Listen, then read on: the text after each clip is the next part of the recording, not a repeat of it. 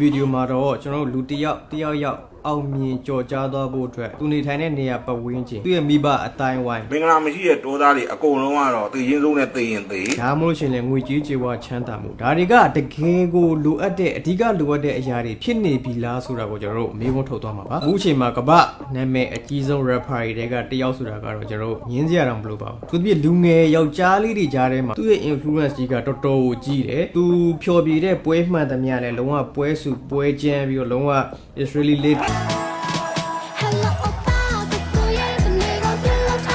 ပေမဲ့ဒီနေ့လို့မဖြစ်လာခင်သူဖြတ်တန်းခဲ့တဲ့သူ့ရဲ့ဘဝသူ့ရဲ့ life story ကတော်တော်လေးကိုစိတ်ဝင်စားဖို့ကောင်းတယ်ဆိုတော့ဒီနေ့လို့ဖြစ်လာဖို့ဒီလိုမျိုးအောင်မြင်ကြော်ကြားဖို့ဘယ်အရာကသူ့အတွက်အဓိကဖြစ်စေခဲ့တယ်ဆိုတာကိုလည်းဗီဒီယိုနောက်ဆုံးမှာသိရပါလိမ့်မယ်သူကတချင်းနေနဲ့ပတ်သက်ပြီးယူသွမှုက2008ခုနှစ်မှာစပါတယ်2008မှာသူရဲ့သူ့ငယ်ငယ်တယောက်ရဲ့ပေါင်းပြီးတချင်းနေစလုပ်တယ်တေးရတော့ကိုယ့်နေရာကိုရေးတာ2009 2010 2011 12တောက်လျှောက်9နှစ်လုံးတချင်းနေနဲ့အောင်မြင်မှုနောက်ကိုယူသွတ်လိုက်တယ်မင်းတချင်းကတော့တချင်းတရားဖို့3ပုတ်တယ်သူတို့ရဲ့တချင်းတွေကိုနားထောင်ပြီးဖို့ Twitter မှာနာမည်ကြီးအဆိုတော်တွေကို tag လုပ်ပြီးနေ့တိုင်းဒီပါပြောတယ်ဒါပေမဲ့လုံးဝအောင်မြင်မှုမရခဲ့ဘူးတချင်းလည်းမကြိုက်တာလည်းမဟုတ်ကြိုက်ရသားနဲ့ဘလို့ပဲဝေဖန်ခံ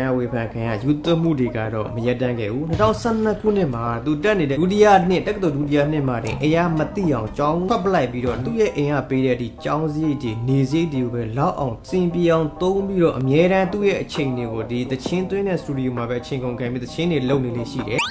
ဒါပေမဲ့အဲ့အချိန်ဒီလေအောင်မြင်မှုမရခဲ့သေးဘူးသူ့အတွက်နေစရာအိမ်ရှာပေးမယ်ဆိုပြီးတော့သူ့တငယ်ချင်းကသူ့စီကငွေတွေအကုန်လိန်သွားတယ်ပြဿနာလည်းဝင်ဘယ်တော့မှတစ်ခုတည်းမဝင်ပါဘူးအိမ်ကပေးနေတဲ့ကြောင်းစီနေစီစားစီအကုန်ဖျက်ပလိုက်တယ်လုံးဝခွေးလုံးတစ်ကောင်လည်းဖြစ်ပါတော့ဒါပေမဲ့ခုနကပြောသလိုပဲလူတယောက်ကတကယ် YouTube ပြီဆိုလို့ရှိရင်သူ့ရက်တန်းလို့မရပါဘူးသူ့ရဲ့နာမည်ကစပြီးတော့ရတာလေသူက auto tune တွေကိုပန်းနိုင်တီးခတ်နိုင်တယ်သူတချင်းတွေစမလုပ်ခင်မှာသူက producer အနေနဲ့တခြားသူတွေတချင်းတွေလုပ်ပေးတယ်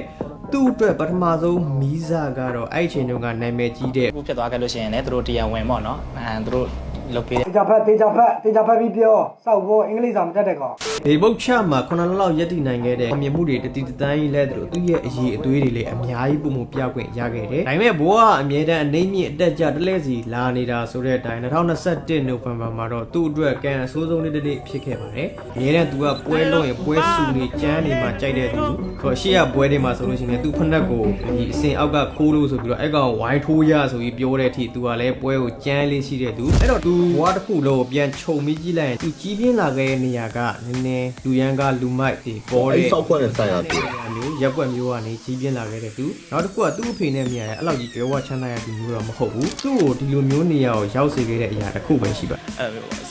တော်တော်ဆဲခံရတာပေါ့နော်အခုချိန်ဒီအဲ့ဒဏ်ခံနေရတော့ခဲမင်းတို့ကအကောင်ကိုယူသွကနေနေရာရအောင်ပေးလိုက်တာ